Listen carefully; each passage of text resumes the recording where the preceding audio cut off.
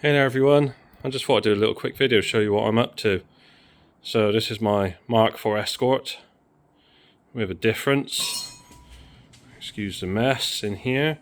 So the difference for this one is this. It's not every day you see a Mark IV Escort with a 2JZ sat in it. So it's mounted in there at the moment. The engine's in, the gearbox is on, using a BMW gearbox from a 525 diesel, using a PMC Motorsport adapter plate for that. So yeah, so I've space framed the front end, got a big front mount intercooler there. I've been working on relocating the oil filter and the oil cooler down here at the front.